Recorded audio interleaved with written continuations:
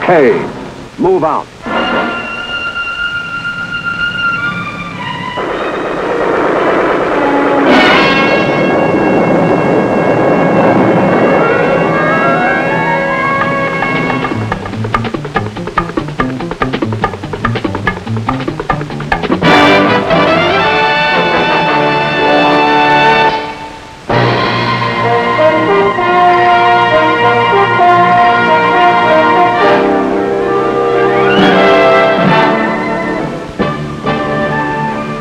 For the global defense of freedom, the United States Army depends upon many factors, lightning-like firepower and mobility.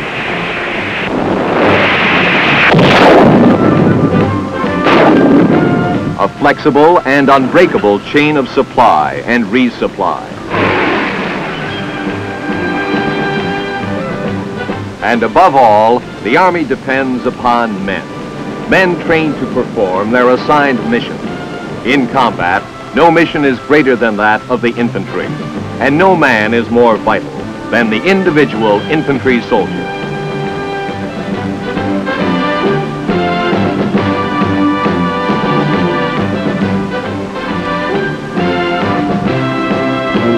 This is the story of how infantrymen are trained, individually trained to perform their mission.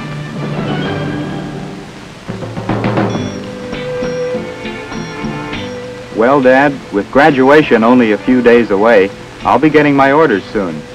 Some of the guys I've been writing you about have already gotten theirs. Jim Stinson volunteered for jump school at Fort Benning. He'll be leaving any day now. And remember Lou Metzig, the guy you and Mom met when we graduated from basic training? He's going to officers' candidate school.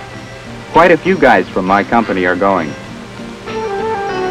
It's possible I could be going to OCS myself, but since I haven't heard anything official, it's more likely I'll be joining an infantry outfit. If so, I feel ready for any assignment the Army wants to give me. I've just finished the best advanced individual training an infantryman can get. I even look different. Here's a picture one of my buddies took a few days ago. You can see I've put on some weight. It's not fat either. I lost what little I had of that. But there's something else that you can't see in the picture, something that's become part of me too. All the experience I've gained since we first reported in nearly 8 weeks ago. Fort Ord isn't only a basic training center, it's also one of the largest centers in the world for advanced individual training in different Army specialties. One of these specialties is infantry, and the sign by the post entrance tells you so. There's the long rifle, the combat infantry badge worn by Army foot soldiers who've been in combat. We got used to seeing that badge because the men who give this advanced individual training are almost all combat veterans. Welcome to Range 36, weapons demonstration. This morning you will see a demonstration of all the weapons of the infantry, weapons which you yourselves will learn to use during your next 8 weeks of advanced individual training. That weapons demonstration was a surefire way to get our undivided attention right from the start of our training. It's quite an arsenal when you stop and think about it.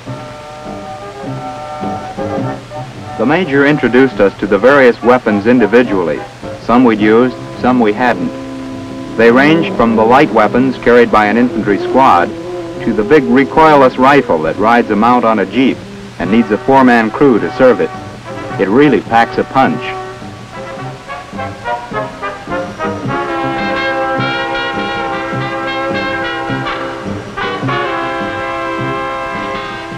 After we got a look at what each of the weapons could do individually, the Major showed us what the total firepower of an infantry company looks and sounds like when it all goes to work at once.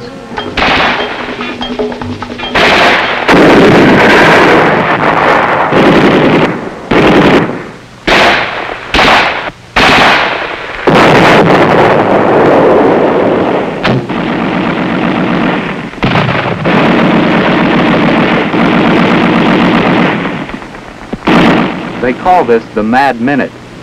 Everything cuts loose. Rifles, grenades, machine guns, mortars, the works. The military name for it is PLF, Protective Line of Fire. and it's like a solid wall of flying steel. Any enemy advancing against it is bound to feel he's gotten into the wrong place at the wrong time.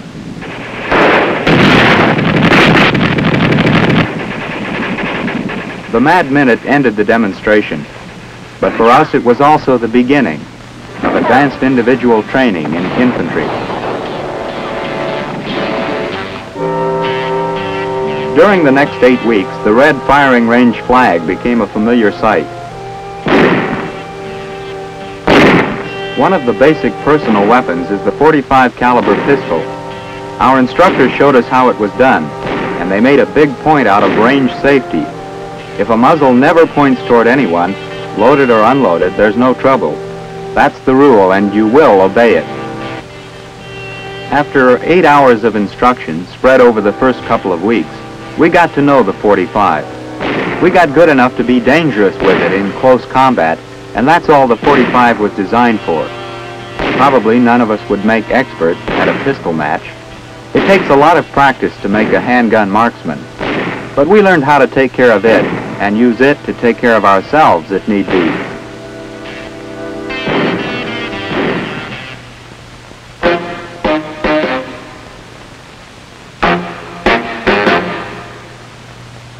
Another basic weapon we worked with during the first week was the bayonet. This was really a refresher course, since every soldier gets bayonet training during basic.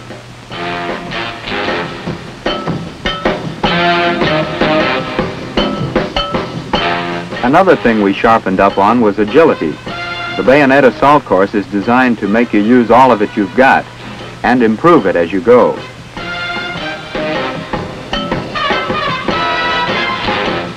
As with all combat training, you learn that it's best to do it right the first time, every time.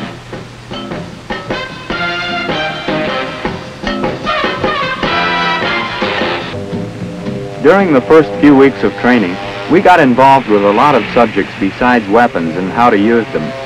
In fact, the schedule was so heavy there was darn little time to lose getting from class to class. The platoon corporal was always on hand to provide a polite reminder that we were in a hurry.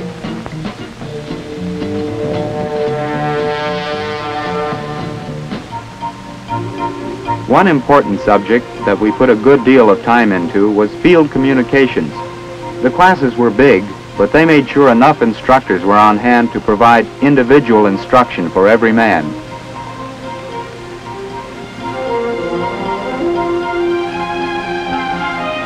This field radio was only one of many types of communications equipment we learned how to use.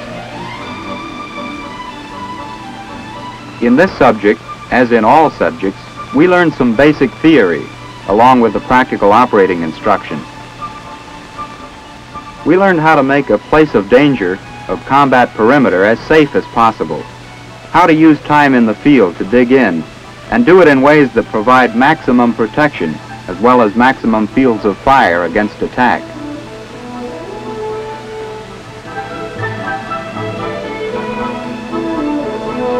In each case, there was always the diagram, the printed text, the spoken word of the instructor, and the practical example.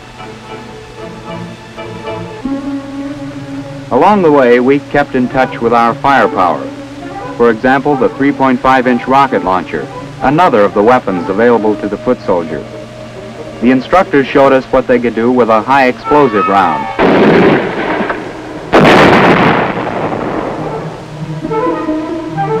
Then it was our turn to take the firing line and try it for ourselves using practice rounds. We already had several hours of classroom instruction in the rocket launcher, so it wasn't entirely new to us.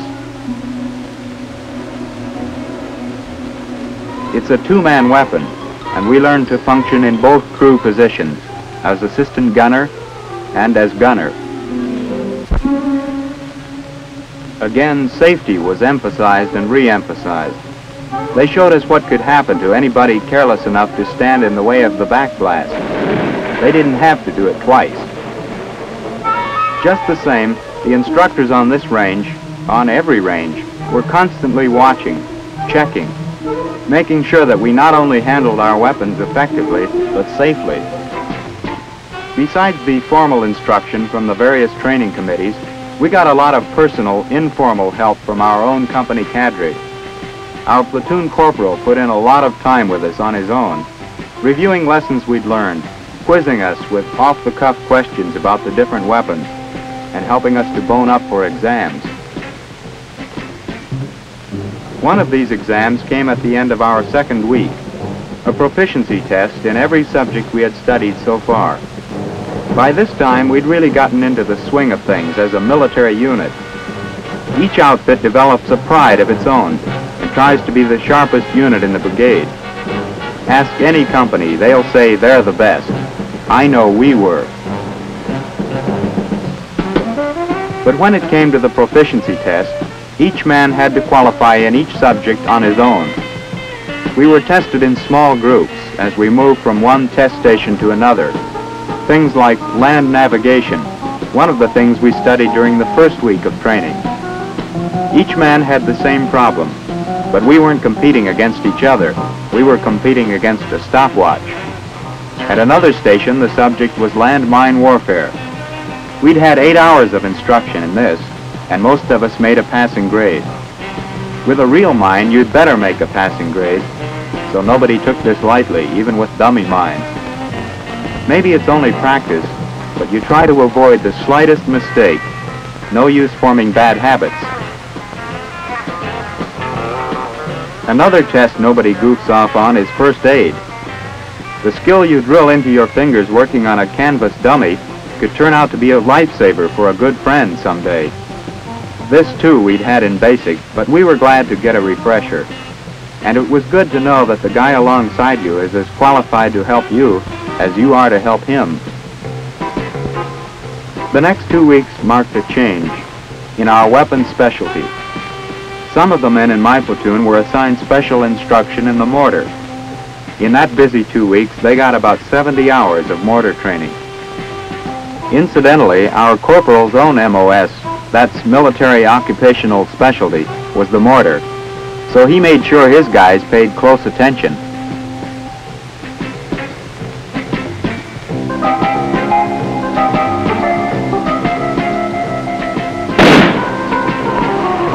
Some of the other men were assigned 2 weeks special training in the recoilless rifle.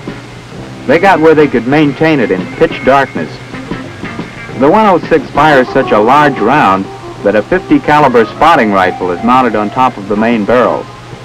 The gunner fires a tracer from the spotter rifle to get the range to the target before he fires the big one.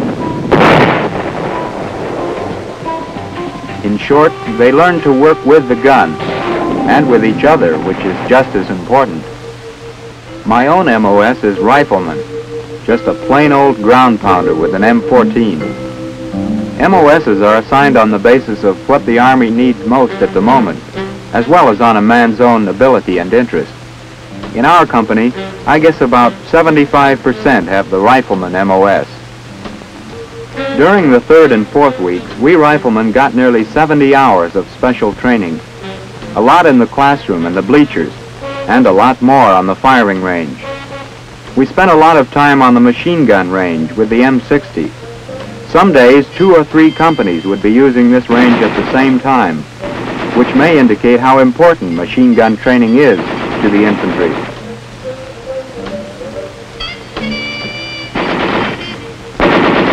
Still, the range was never too busy for individual instruction. That's the whole point of the program here. Advanced training, individual training. Another busy range was the AR, automatic rifle. This is the weapon I especially like. It's not too heavy, it's accurate, and it can really put out some trouble when the need arises. And of course, by this time, the rifle has become almost a part of you. They say, take care of it, and it'll take care of you. If it sounds corny, all right, but it also happens to be true. The guys who say it are the guys who ought to know. There's one more weapon I want to tell you about, Dad, the 50 caliber machine gun.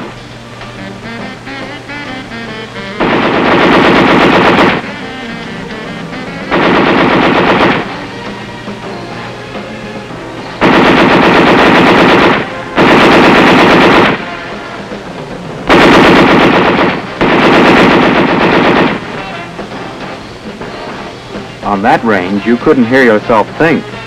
But that gun's so important to an infantry company's total firepower that every one of us got 8 hours of instruction on it, both as gunner and assistant gunner. Well, by now we'd finished a month of training, mostly in the use of individual weapons and in basic field skills like land navigation and field first aid. But we weren't real infantrymen yet. We learned that for sure at the beginning of the 5th week. That was when the whole company began receiving instruction in what they call TFT, the Technique of Fire and Tactics. From then on, for the next 4 weeks, the emphasis was on the practical application of the weapons and skills we'd been learning. In the Technique of Fire course, for example, we got a good many hours of classroom instruction in how to use firepower under different tactical situations. And nearby was the range where we put theory into practice by firing at different groups of targets at varying ranges, grouped and shaped to represent an attacking enemy force on natural terrain. After several hours of that first phase of TFT, we went on to the next phase, tactics. Part of that phase involved making an attack on a hill defended by aggressor troops. And in getting to the assault objective, we would gain some practical experience with the armored personnel carrier as a means of secure and rapid mobility across country. One thing about the exercise was fake. We used blank ammunition. Even so, if an observer figured you were hit by enemy fire, he declared you a casualty. That is, if he could see you at all in all that smoke. During the 6th week, we had another realistic training exercise.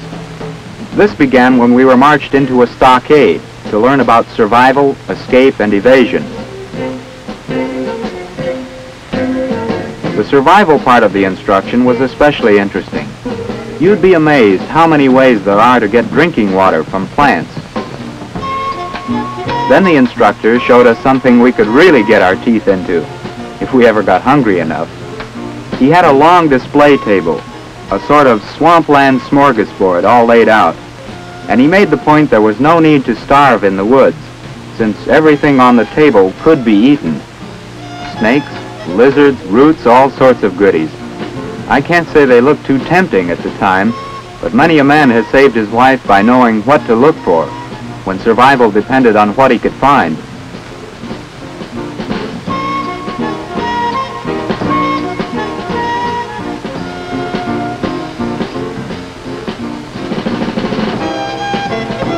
We paid close attention because someday our survival might be at stake.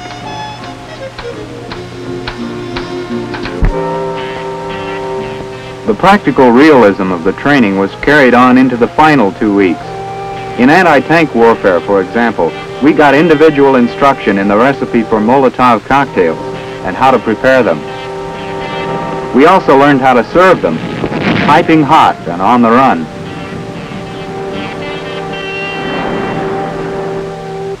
During the final week of training, we had individual combat actions. This started with a group of us going out on patrol. We'd already had about 30 hours of instruction on patrolling, but this time it was different. We were patrolling in territory that was held by a hidden enemy.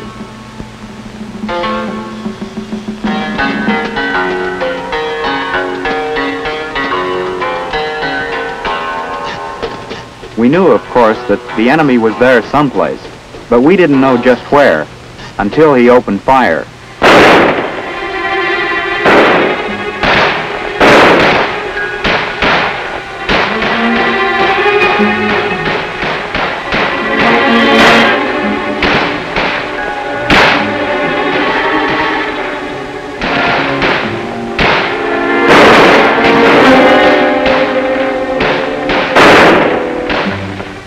It was blank ammunition, of course, but everything else about this exercise was strong on realism. Our mission? Search and clear all enemy positions. The men taking the part of the enemy were actually combat veterans, and they knew how a real enemy would react. They knew how we would act, too, when we got to their village, and they made sure there were plenty of booby traps around to welcome us.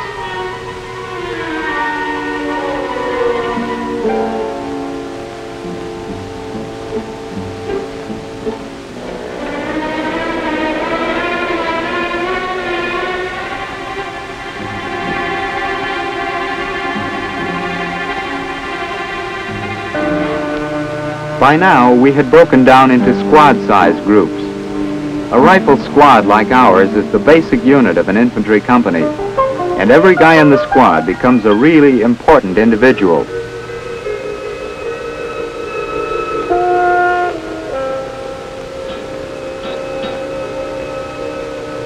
There's a squad leader, of course, who plans the action, gives the commands, but from there on, every man functions on his own initiative.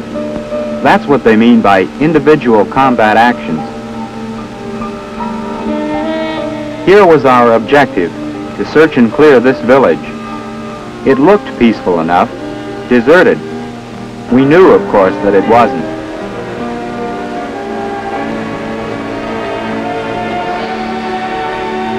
We'd been taught how to approach, ready for whatever might happen. We did it by the book. We'd also been warned about booby traps, so that first one didn't take us completely by surprise.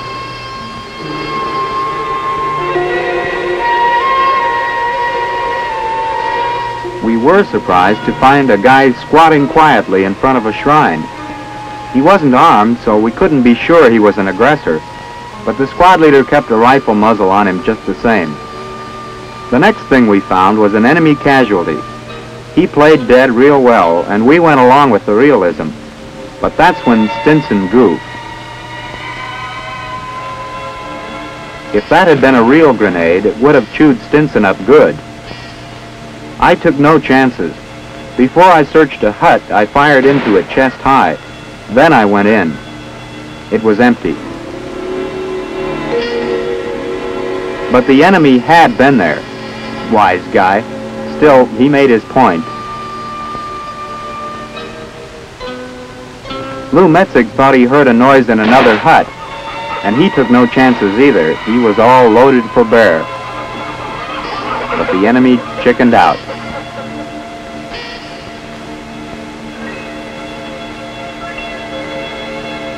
But don't get the idea this search and clear mission was a waste of time. We figured the enemy had gone underground, and there was one sure way to smoke them out.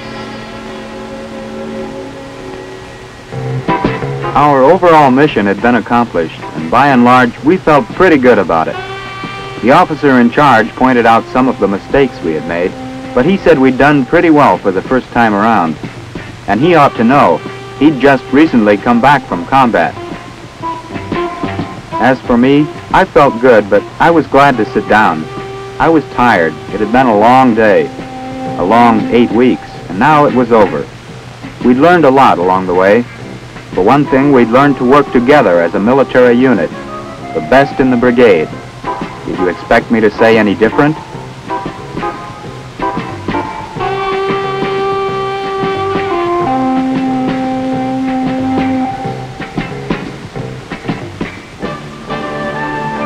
We had also learned to act as individuals, though, and that's important too, because in a few more days, we'll all have our orders, individual orders. So as I said earlier, Dad, I feel ready for whatever assignment comes. I've had the best training there is. So has Jim Stinson and Metzig, and so has every other guy in the platoon and in the company, and in every company that graduates from AIT Infantry. Most of the training in AIT is designed to prepare the foot soldier for the challenges he will face on assignment to an active combat unit in Vietnam.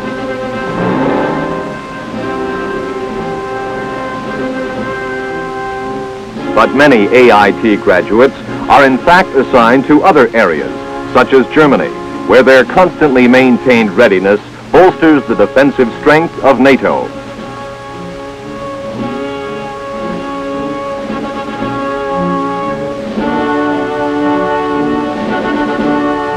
Still others are assigned to Korea, where they help to keep watch over the uneasy truce signed more than a decade ago. In Alaska, even more specialized skills are acquired, providing infantry forces which can operate in the sub-zero world of the Arctic.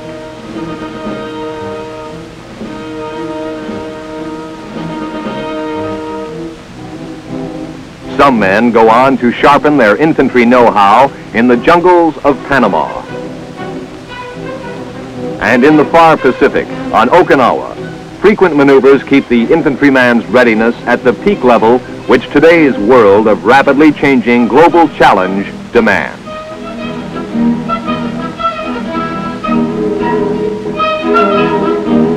Still, as we said, most AIT graduates go to Vietnam. But before they go into combat, they receive additional training, specific pointers about this particular fight on this particular ground. More practice under the sharp eyes of men who have spent months right here where the fighting is, and know what to look for in the way of mistakes. Mistakes the men they train are not going to make in combat if they can help it. In some ways, it's the same kind of training they've had before. The difference, the big difference, is that this time, it's here.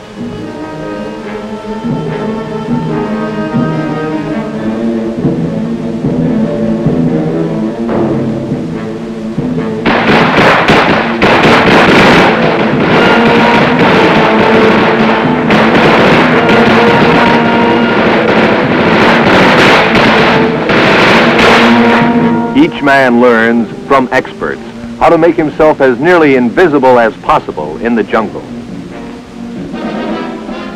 A professional overlooks no possible advantage, and today's infantryman is a professional. If a scout dog increases the effectiveness of a patrolling unit, then he learns how to function on a dog-led patrol.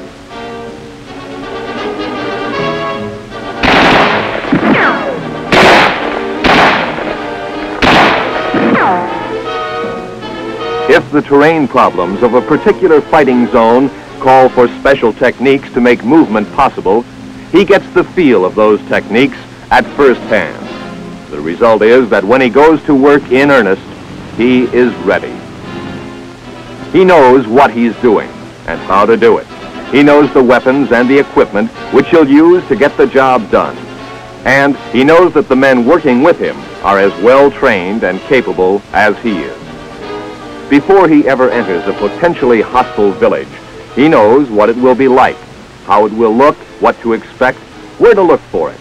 He knows because his training has taught him. No amount of training can eliminate the personal trial that comes to each man with his first combat. But training, individual training, can and does give him the knowledge of what he can do and the confidence that he can do it.